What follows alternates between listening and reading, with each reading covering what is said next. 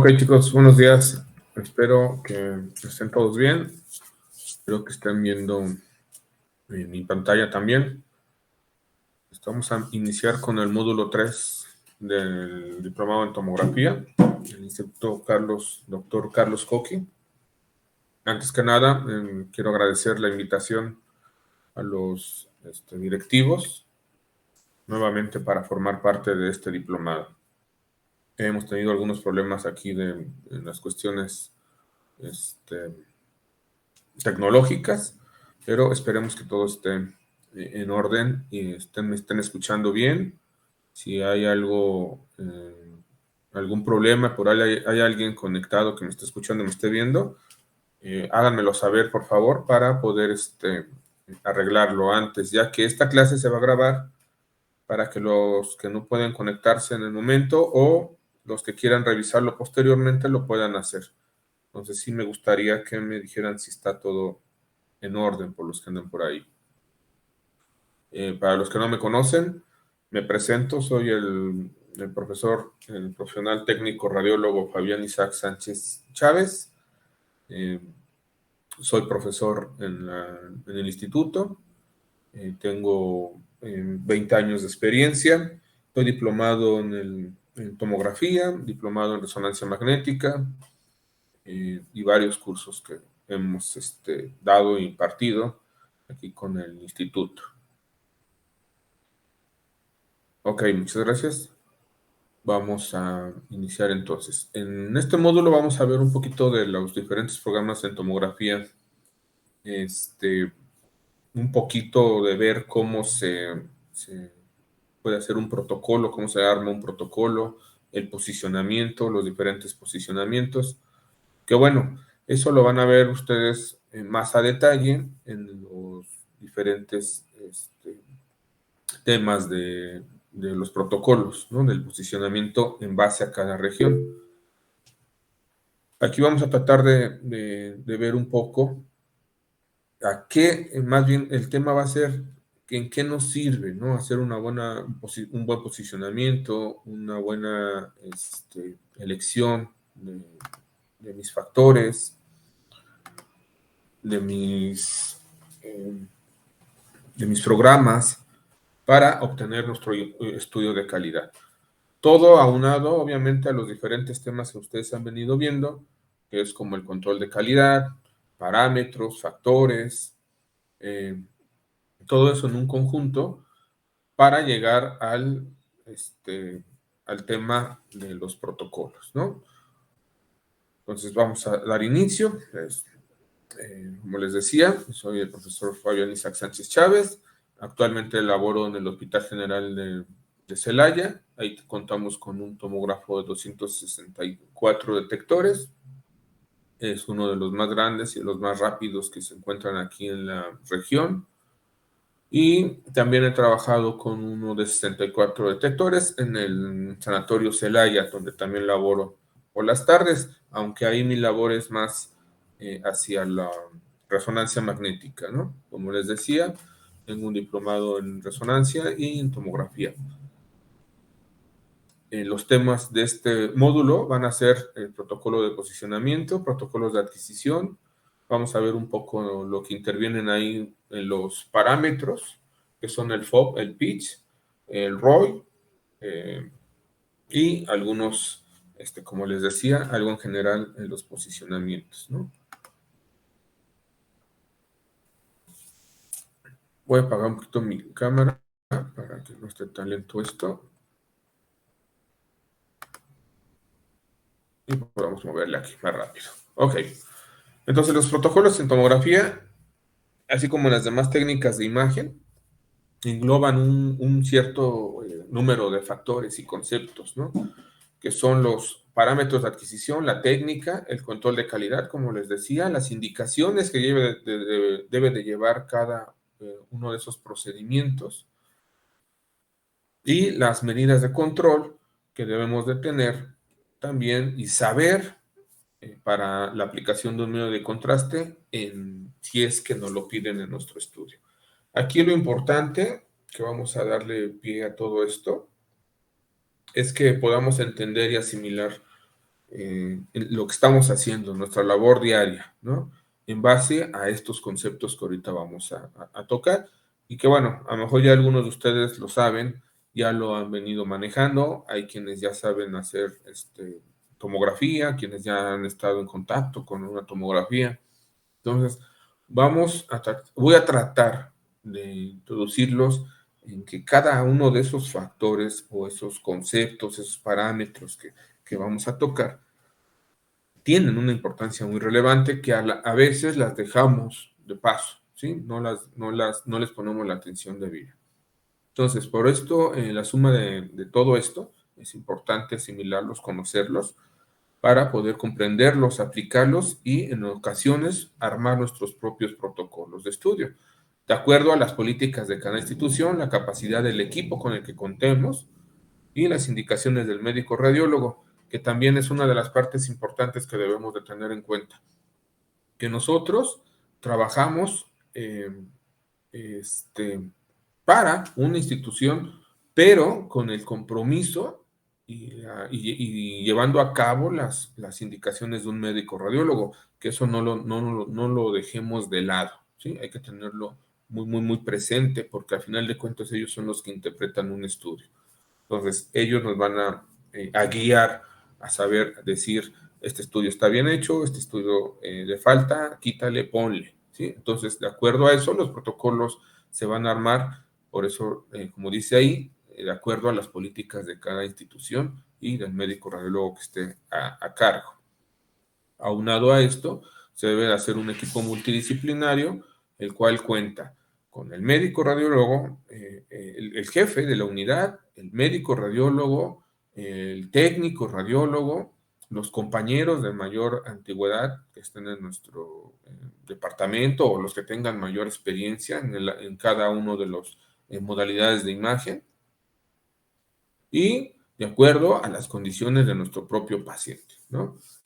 También aquí puede entrar un poco el área de enfermería, quienes son nos apoyan un poco ahí con la preparación de los pacientes y la administración de los medios de contraste en algunos casos, ¿no? En algunos otros casos somos nosotros mismos los que tenemos que administrar las indicaciones como los medios de contraste. Y bueno, para dar inicio entonces vamos a darle una definición a lo que es un protocolo, ¿sí? Un protocolo es un conjunto de reglas, de formalidad que rigen los actos y las ceremonias, ceremonias diplomáticas u oficiales, ¿no? En general, es un conjunto de reglas de cortesía que sigue las relaciones sociales y que han sido establecidas por usos o por costumbres, lo que les decía, ¿no? De acuerdo a esa institución, vamos a armar nuestro protocolo. Hay protocolos en libros, en manuales, en internet, ahora que está más al alcance de todos. Ahí podemos encontrar un sinfín de protocolos, ¿no?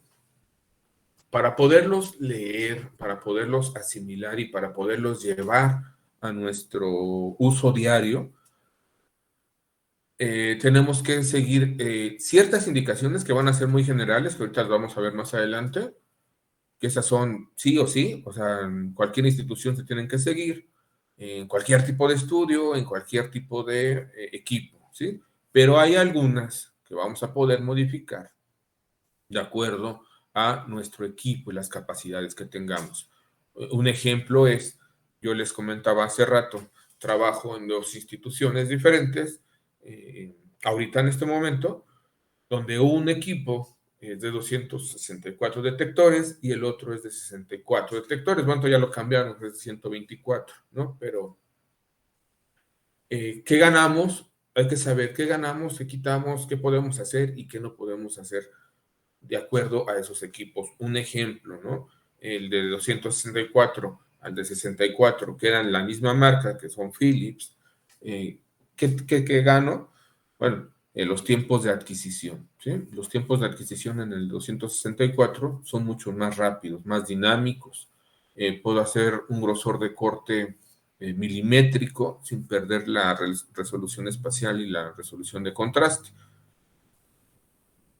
Aunado a esto, en base a la experiencia, ahí tienes que mejorar un poquito, por ejemplo, en las cuestiones de la administración de un medio de contraste. la cantidad del medio de contraste que se le administra a un paciente de acuerdo a la diferencia de estos dos equipos puede ser menor con el de mayor, que tiene mayor detectores, ¿sí? Entonces, esto es muy importante y apréndanlo y apúntenlo por ahí. La implementación de un manual de protocolos tiene tres propósitos fundamentales, que es maximizar la calidad del diagnóstica o la calidad del diagnóstico posible, que hagamos todo lo mejor que se puede, unificar los criterios de realización de un estudio, que todos hagamos lo mismo y lograr eficiencia y efectividad en el servicio de la radiología, que todos lo hagamos en tiempo y forma, al mismo tiempo, de la misma manera, ¿sí? Todo esto lleva un manual de protocolos, ¿sí? Repito, y sueno algo reiterativo, pero son de acuerdo a las políticas de cada institución, pero llevando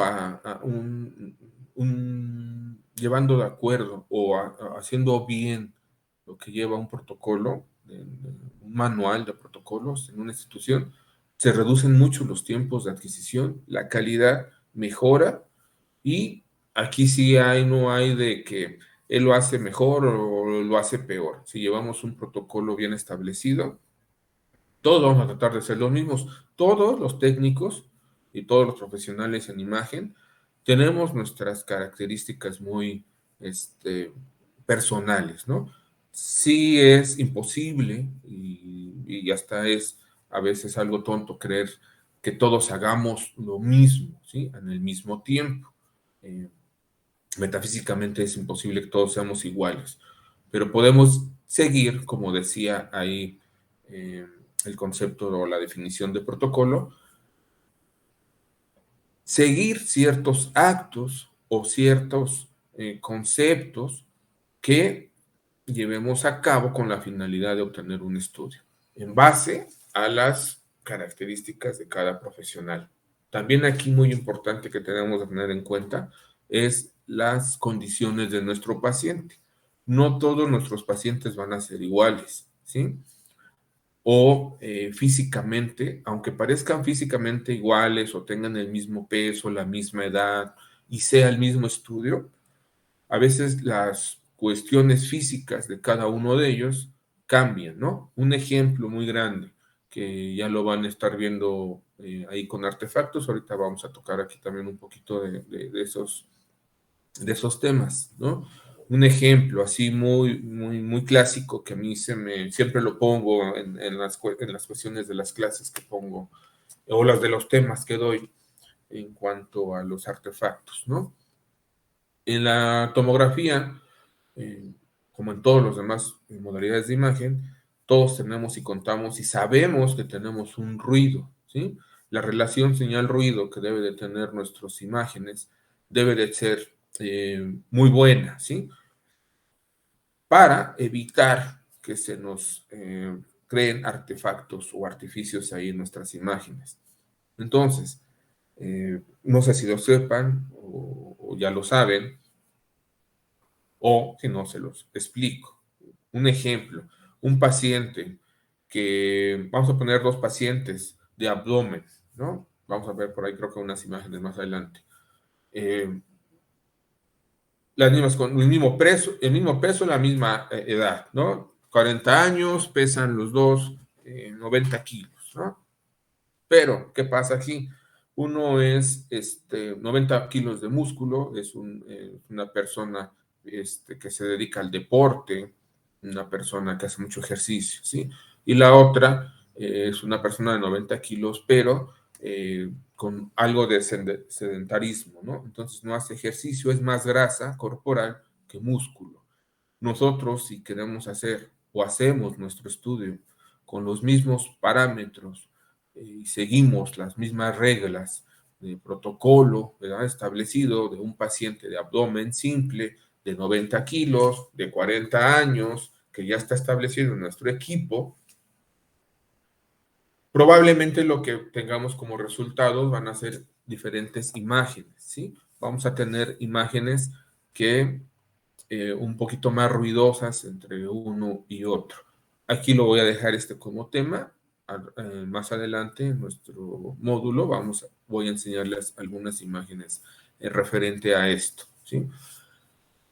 Eso se los explico para saber entonces que un protocolo debe de estar establecido, pero podemos cambiarlo de acuerdo a nuestro tipo de paciente y las condiciones del paciente también, ¿no? No es lo mismo un paciente que está tranquilo, cooperador con nosotros, que si le decimos siéntate aquí, respira acá, no respires, sí respira, y nos sigue todas las indicaciones al pie de la letra, a uno que va a estar a lo mejor semi inconsciente, un poco con nervioso, con movimientos, no nos va a seguir bien las indicaciones, ¿eh? Entonces, todo eso hay que tenerlo en cuenta dentro de un protocolo y a la hora de una exploración o hacer un tipo de estudio. En este caso, entonces, tenemos de qué se compone un protocolo. Lo vamos a componer de unas indicaciones y o preparación del paciente, el objetivo del estudio, para qué está indicado, hay que seguirlo bien al pie de la letra.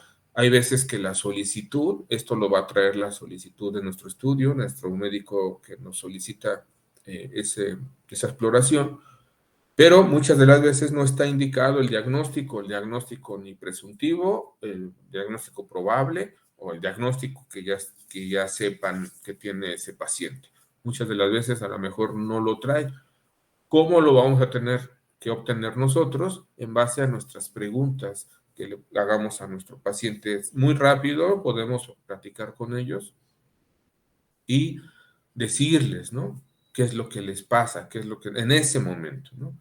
Hay que tener calma porque muchas de las veces que nosotros le preguntemos a ese paciente, qué es lo que le pasa, qué le duele, qué le sucede, probablemente habrá algunos pacientes que nos van a sacar una historia de hace como 2, 3 años. Van a decir, es que fíjese que hace 3 años me pasó esto, me caí, me dolió, me enfermé del COVID, y desde entonces, y nos van a sacar una cierta listado de molestias, ¿no? Entonces hay que ser muy cuidadosos con este sentido. ¿Por qué? Porque nosotros, como decía anteriormente, tenemos que tener los tiempos, ¿no? Los tiempos de exploración deben de ser muy adecuados, muy rápidos, muy dinámicos. Entonces, ahí hay que enfocarnos y decirle, en este momento, hacer preguntas muy directas, en este momento, ¿qué le duele? ¿Qué le pasó?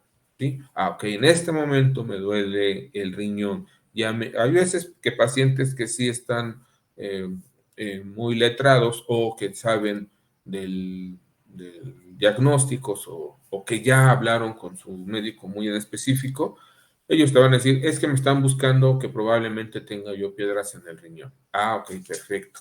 Ya con eso nosotros sabemos qué tipo de exploración vamos a hacer, ¿sí? A continuación, en la región de estudio que vamos a explorar y saber la anatomía. Esto es muy, muy, muy obvio y lógico y a veces hasta parece algo que dicen, ay, pues claro que sé anatomía, ¿no? O claro, ¿no? Yo ya lo sé, ¿no? No hay que dejar de pasar este punto muy, muy, muy específico, compañeros, porque me ha pasado en esta experiencia con compañeros de mucho tiempo, que ya tienen mucho tiempo trabajando en la radiología, y a veces se les cortan los estudios, a veces no abarcan toda la región de interés, ¿sí? No, ¿por qué? Porque no sabemos la anatomía completa, ¿no? De un estudio o la dejamos en segundo término. Nos piden, en este caso, como les decía, nos piden un estudio de abdomen simple, ¿sí?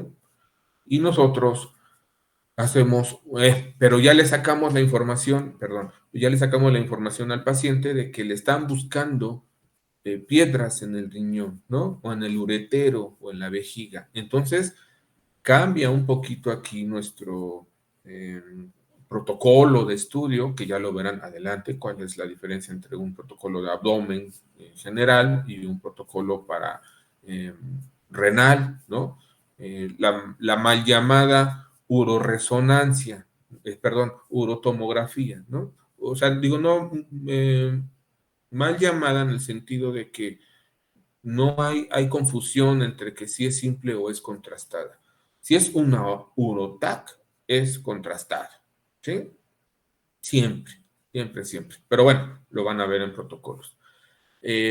Pero podemos hacer una tomografía renal simple en búsqueda de cálculos. Y aquí un punto muy específico. ¿Por qué hago este hincapié? Una urotomografía con medio de contraste para en búsqueda de delitos no nos va a funcionar. No va a funcionar, no va a servir. ¿Sí? Eso, esta pregunta se las dejo. Espero que me la contesten en el chat de la plataforma y me digan el por qué creen ustedes o por qué consideran o por qué lo saben, si es que ya lo saben a ciencia cierta, por qué una tomografía de abdomen o urotomografía con medios de contraste no nos serviría para detectar litos. Y bueno, hablando propiamente de la anatomía, entonces tenemos que saber que tenemos que abarcar desde el polo superior de los riñones, si no es que hasta los ángulos diafragmáticos, hasta abarcar la parte inferior de nuestro aparato genitourinario, ¿sí? Porque ¿qué pasa aquí a veces? Cortan ahí en la sífisis del pubis, ¿sí? Y dejan fuera parte de los escrotos o parte del mismo pene o el tejido de la pelvis femenina, ¿sí? O de las cuestiones de tejido. No, hay que abarcar todo, todo, todo completo porque son parte de la anatomía de mi abdomen o de mi aparato urinario o genitourinario, ¿sí? Hay que estar muy, muy, muy concentrados en esa situación. Consta también de un centraje y posicionamiento. El posicionamiento debe ser lo adecuado para poder ver nuestra anatomía, los factores que intervienen para ese protocolo, los factores dentro de los parámetros que vamos a utilizar, si vamos a utilizar un medio de contraste y cómo vamos a entregar ese estudio, ¿sí? El dispositivo de almacenamiento, que hoy en día, gracias a los avances de la, perdón, de la tecnología, ya tenemos diferentes dispositivos para almacenar, guardar y grabar esos estudios, ¿no? Entonces hay que tener también eso en consideración, lo vamos a ver un poquito más adelante. Entonces, en cuanto a la posición del paciente, es de suma importancia saberlo posicionar, ¿sí? Sobre la mesa de exploración, ya que esto nos sirve para evitar, uno, movimientos en la imagen, artificios y con ellos alguna repetición de las exploraciones, ¿sí? También podemos reducir los tiempos de exploración. En cada uno de los protocolos. Es lo que les decía. Me queda ahorita un poquito así de duda de ser tan reiterativo con esto, pero en base a algún buen posicionamiento, hablando propiamente ahorita del posicionamiento de nuestro paciente, vamos a obtener estudios de calidad, ¿sí? Vamos a evitar artefactos. Lo verán, como les digo, en el módulo de los artefactos, pero aquí un tip muy importante que inicia desde que nosotros estamos recibiendo a nuestro paciente. Desde ahí nosotros estamos evitando el 50 o 60% de los probables artefactos o artificios que se nos presenten en nuestra imagen. Desde saberlo cómo tratar, desde prepararlos, desde que sigan unas indicaciones de acuerdo a cada protocolo, desde que le pongamos una batita y en este caso muy puntual, desde que lo posicionemos en nuestra mesa, ¿sí? De estudio para saber, una, cómo debe ir esa posición, esas manos, cómo deben de estar, esas piernas, cómo deben de estar, ¿sí? Si tenemos si tiene una solución salina, si tiene una vía permeable nuestro paciente, cómo posicionarla a qué lado, de acuerdo a qué lado, de acuerdo a la orientación que va a ir en nuestros cortes. En este caso, como vemos aquí en la imagen posterior de la derecha, donde tenemos a la persona, este es un posicionamiento para un estudio de un abdomen, un tórax, una pelvis, ¿sí? Una urotomografía, este, una angio de la aorta, ¿sí? ¿Y por qué? Debemos saber dónde va a ir esa solución, porque nuestro paciente va a ingresar, ¿sí? Va a entrar y va a salir de aquí de nuestro gantry hacia lo de inferior a superior o de pies a cabeza, ¿sí? Entonces, es muy importante saber cómo vamos a posicionar esa guía, cómo vamos a posicionar esa solución para a la hora que nosotros vamos a administrar el medio de contraste, va a estar el paciente adentro, ¿no? Un ejemplo hablando propiamente de un abdomen con medio de contraste. El paciente va a iniciar su recorrido de adentro hacia afuera, ¿sí? Entonces, ¿qué tenemos que tener cuidado aquí? De que la solución, la guía, de esa venopunción esté libre para que no se nos vaya a atorar ahí a la hora de que el paciente salga, ¿sí? Y que no esté por encima de nuestro paciente esa solución o esa jeringa o esa venopunción.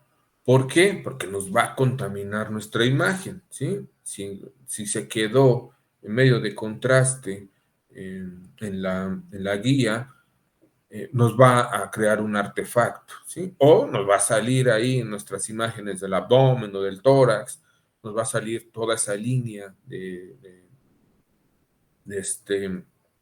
la canalización llena de medio de contraste. Entonces nos pueden dar imágenes que no pertenecen a nuestra región de interés. Entonces por eso es muy, muy importante saber posicionar a nuestro paciente de acuerdo a tener en mente todos estos factores que les acabo de dar, ¿no? Hay que considerarlos todos.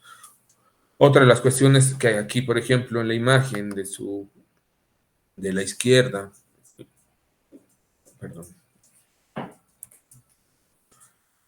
hago explícito y hago como este comentario, ¿no? Aparatito que vemos aquí, este cuadradito, es una extensión de nuestra mesa que se pone aquí para hacerla más larga, ¿no? Para que nuestro paciente quepa, ¿sí? Por completo, para que sus piernas queden dentro de la mesa. Van a colgar un poco, ¿sí? Ya lo vamos a ver un poquito más adelante, cómo podemos evitar esa... Bueno, ya lo estamos viendo aquí en otra imagen, pero a ratito les explico. Aquí lo que les quiero dar a entender y comentar es que esto negro que tenemos aquí, ¿sí? Ingresa aquí abajo de nuestra mesa. Esto es una extensión de nuestra mesa, pero aquí también va un cabezal, que ahorita lo vamos a ver en otras imágenes. Algunas veces, dentro de esta mesa, que se supone que debe de ser todos los elementos deben de ser radiolúcidos para que no creen un artefacto o una imagen extraña en nuestra región, se supone que lo son, pero en algunos lugares todavía usan algún tornillo, alguna placa metálica o algo que no es tan radiolúcido, no va a seguir interfiriendo, perdón, ahí con nuestra imagen. Entonces, hay que tomarlo en cuenta para la hora, nuevamente, de posicionar a nuestros pacientes. Saber si sí nos afecta la imagen o si no la afecta. Este es el cabezal, como yo les decía. Este es un cabezal, se hace extensivo para poner la cabeza de nuestro paciente en estudios de encéfalo, del macizo facial o hasta de cuello, muchas de las veces. O un barrido. Hoy en día, ya lo verán también en cuestiones de protocolos, pero ya por lo regular se piden en casi todas las instituciones y más en las públicas, cuando tenemos un paciente politraumatizado, hacer un barrido completo del encéfalo con el cuello, ¿no? Las cervicales propiamente. Entonces, este es nuestro cabezal que nos va a ayudar a posicionar al paciente. 2, aquí tenemos nuestras líneas de referencia o nuestros rayos infrarrojos, ¿no? Nuestra láser. Estas imágenes nos van a ayudar a posicionar al paciente en el isocentro, a la altura específica y a lo ancho específico de nuestro gantry. Este gantry tiene una dimensión, ¿sí? A su alrededor, como ya lo han visto en otras clases, tenemos a nuestros detectores y a nuestro tubo, ¿no? Tubo, detectores, tubo, detectores, tubo, detectores, tubo, detectores, ¿no? Que giran al mismo tiempo o son una barra de detectores fijos, lo único que gira es el tubo, pero ahí están todos los detectores alrededor. Ok, todo eso ya lo sabemos.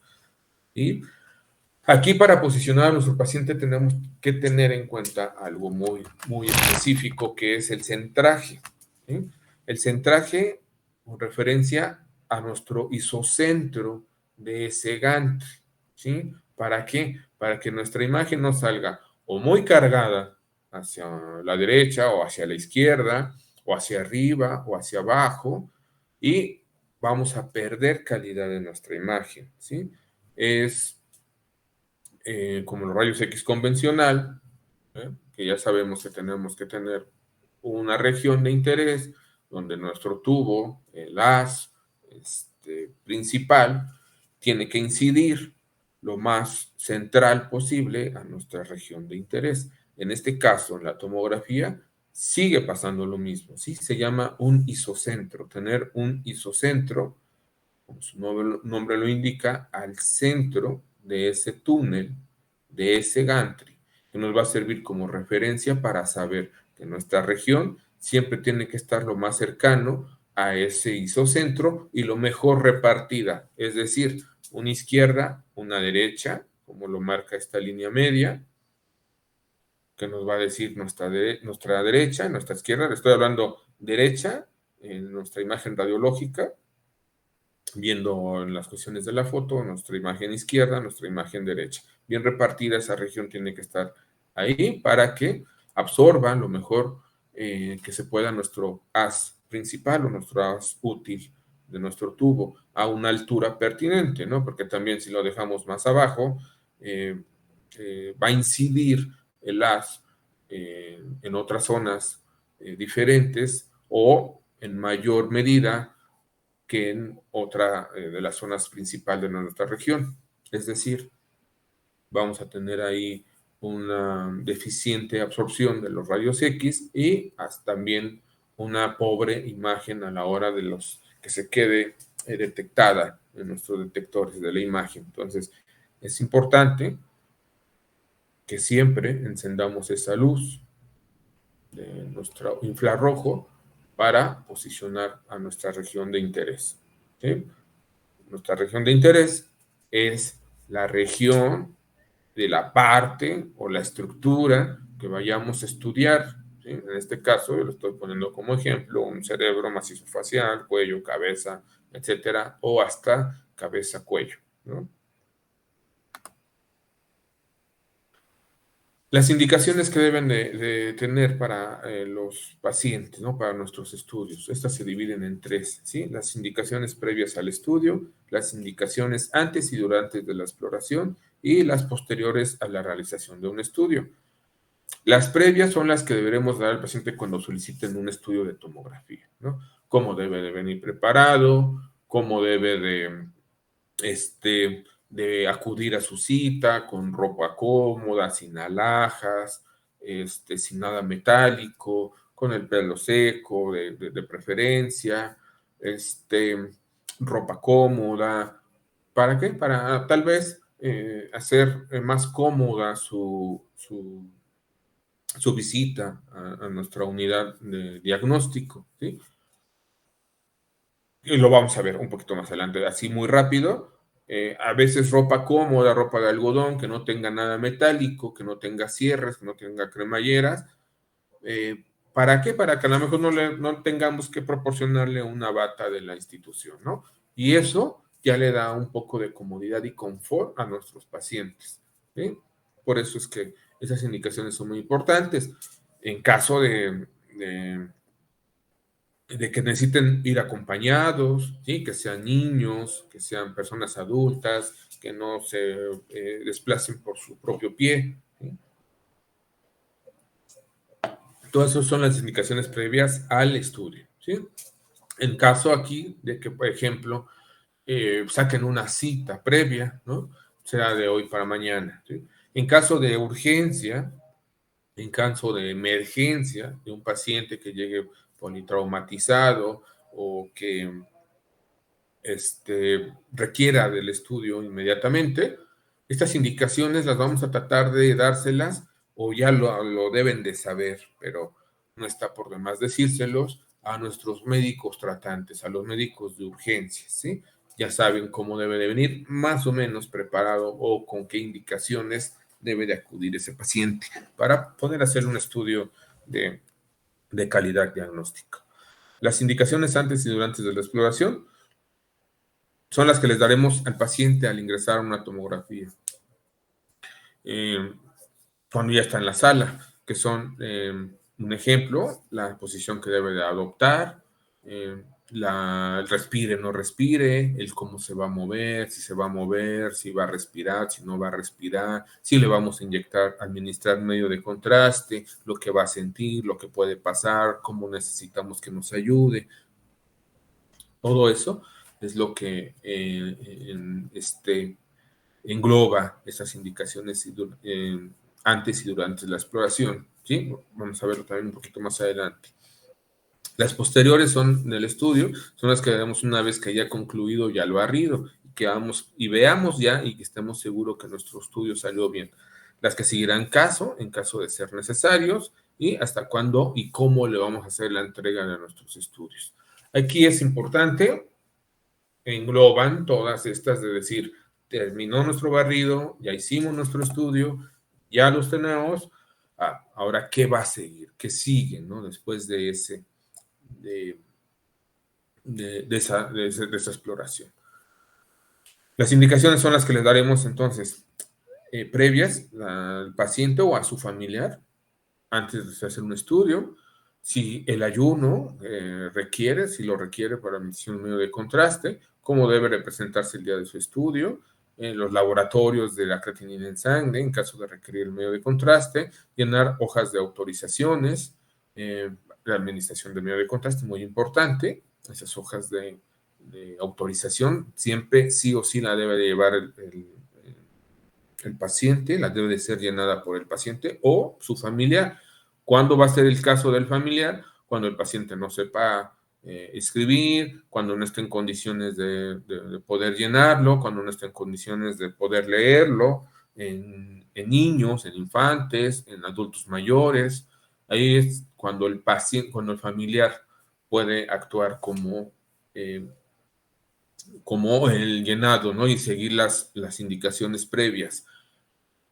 Un tip y un comentario: si pueden haber dos personas, mejor. Si está el paciente, aunque esté en las capacidades pertinentes para poder seguir esas indicaciones o para poder llevarse esas indicaciones, aunque sea así, pero tengamos la posibilidad de que esté un familiar presente, es mejor dárselo a ellos, ¿no? A los dos.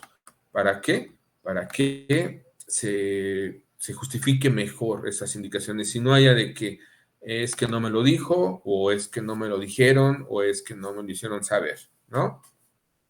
Es mejor tener a dos o tres personas que sirvan hasta como de testigos en un caso, por ejemplo, que haya alguna reacción alérgica a los medios de contraste y no se acuerden de haber llenado esa autorización de la aplicación del mismo. Las indicaciones antes y durante de la exploración, como ya se los había comentado, son las que daremos al paciente al llegar al servicio del día. ¿sí? Al día, perdón. ¿Cuáles serían? Retírese todo lo que tenga de metal, aunque no sea la región a explorar. Es mejor que se quiten, que se retiren todos los objetos de valor, ¿sí? Todos, celulares, medallas, cadenas, aretes, relojes, carteras, monedas, llaves, todo, aunque la exploración sea, por ejemplo, de cerebro, ¿no? Que tenemos que poner mucho énfasis, por ejemplo, si es exclusivo de cerebro, pues que se quiten los aretes, los pasadores, que se deshaga la coleta, perdón, las donitas, todo eso, ¿no? Que se lo quite, que se lo retire en caso de la cabeza. Pero yo siempre, como recomendación, les digo que aunque no esté en la región que vayamos a explorar, también se lo retire, ¿no? Por cuestiones políticas, por cuestiones de seguridad y hasta por cuestiones también probables de unos malos entendidos, que vaya a decir, es que yo aquí entré con reloj y no encuentro mi reloj por ningún lado. Un paciente desorientado puede eh, eh, no acordarse, ¿no? De lo que traía y si tú le pediste que se retirara todo lo de su cabeza, ejemplo, regreso al ejemplo de una tomografía de encéfalo o de cerebro, donde tú le vas a decir, retírese sus aretes, sus pasadores, su diadema, todo, ¿no? Si el paciente viene un poquito desorientado, él se va a acordar que tú le pediste, se quitó todo, ¿no? Y a la hora que lo bajes de la mesa, después de la exploración, él va a buscar sus cosas, ¿no? Y, no sé, pueda suceder que les diga, me sucedió como experiencia, se los digo, me sucedió una vez que dijo, es que yo aquí dejé mi reloj. No, señor, no traía usted reloj. Sí, aquí lo dejé, usted me pidió que me quitara todo y no lo encuentro. El paciente está un poquito desorientado, un poco eh, irritable por su padecimiento, ¿sí? Y ya era una persona de avanzada edad. Afortunadamente había cámaras dentro del lugar y había una persona que estaba de testigo, en este caso era la enfermera, la cual pues verificó, ¿no? Lo que había pasado. Bueno, esas son las indicaciones en cuanto a la preparación durante la exploración. Tengo 10 minutos, chicos. Voy a concluir esta clase ahorita después de darles este tema. Y mañana me voy a conectar nuevamente. Esperemos que ya podamos hacerlo ahí por medio de la plataforma y si no, lo vamos a hacer igual que en esta ocasión. Y ya le voy a dando pausa, ¿sí? Porque para darles los temas completos. Y ahorita se nos perdió aquí una hora en las cuestiones de logística, ¿no? Son las 10:45. Ponemos a las 11. Sí, vamos a dejarlo para mañana, para ver si podemos hacerlo por medio de la plataforma y ya no haya este tipo de inconvenientes de crear otro vínculo diferente, ¿no? Ya mañana pues, podemos hacerlo bien. Entonces, revisar la solicitud es algo más de lo que tenemos que tener en cuenta para saber los datos del estudio, los datos del paciente, los datos personales, edad, sexo, peso, talla, indicaciones, si hay algo, en qué condiciones se encuentra, estable, no estable, de todo eso, ¿no? El estudio que vayamos a realizar o lo que le estén solicitando, esclarecerlo y aclararlo con el paciente, siempre es muy importante, decirle, ejemplo, fulanito de tal, Pérez Pérez, de edad 65 años, fecha de nacimiento 8 de julio del 56, un ejemplo, sabrá cuánto pesa, sí, peso 70 kilos, ok, le están solicitando un estudio de abdomen simple, ok, sí, su diagnóstico presuntivo, le están buscando litiasis renal, para que él esté seguro y nos diga, no, se equivocó el doctor, no soy Pérez Pérez, soy Pérez Juan, no, Juanes, ok, perfecto, y no es mi fecha de nacimiento, yo nací en el 7 de agosto del 50 y tantos, ok, perfecto. Todo eso hay que aclararlo antes de ingresar nuestros datos a nuestra computadora. Llenar el consentimiento informado, como les decía, es muy importante. En caso de requerir la aplicación de un medio de contraste, proporcionar una bata y pedirse directo los objetos metálicos, posición e indicaciones que se le darán durante la exploración, la respiración y los movimientos, qué se puede hacer, qué no se puede hacer, cuándo va a respirar, cuándo no va a respirar. En el caso del abdomen, pues es muy importante que tengamos que seguir esas indicaciones, ya lo verán en protocolos, pero son dentro de las indicaciones que vamos a hacer antes y durante la exploración. Canalizarlo adecuadamente según lo requiera el estudio y lo permita el paciente. Y en caso de requerirlo, se hará una pequeña prueba sobre la respiración, como les decía, para saber si me está comprendiendo a la hora que yo le voy a decir respire, no respire, deje de respirar, respire profundo, y también saber, esto es también muy importante, saber cuánto tiempo él mantiene la respiración para ver si está de acuerdo a mi protocolo y al estudio que le voy a hacer, ¿sí? Muchas de las veces les decimos, le vamos a decir que no respire, ¿eh? Y da, ahorita, nos metemos. Y estamos haciendo una de tórax donde la respiración contenida es muy importante para la calidad de nuestro estudio. Y resulta ser que cuando le decimos al paciente, a ver, no respire, o respire profundo y mantenga, el paciente empieza a respirar varias veces, ¿no? Y nosotros hacemos el barrido. Sí, ya nos salió todo movido. Entonces, es importante, y esto es como un tip adicional para que lo tengan en cuenta, hagan una prueba, ¿no? De su respiración, cómo es que si respira, cuánto tiempo le dura y si entiende lo que es mantener la respiración, lo que es respire profundo y sostenga o mantenga. Es importante este tipo de prácticas o de pruebas previas a hacer el barrido de nuestro estudio, ¿sí? Considérenlo algo importante, por favor. Y pues tenemos otras. Voy a dejarla hasta aquí, chicos. Entonces aquí queda nuestra primera hora de clase. Mañana espero ya poder conectarnos como debe de ser, por medio de la plataforma, ¿sí? Agradezco la invitación nuevamente. Agradezco a los que se pudieron conectar el día de hoy. Espero verlos de manera personal en algún momento, aunque sea aquí, bueno, a distancia, pero vernos aquí en la clase para contestar un poco de sus dudas que tengan. Y los espero el día de mañana. Si Dios y todo está bien, nos vemos a las 8 de la mañana. ¿Ok? Muchas gracias. El compañero que me está ayudando ahí con la grabación de la clase. Vamos a darla por concluida y nos vemos el día de mañana. Muchas gracias. Hasta mañana.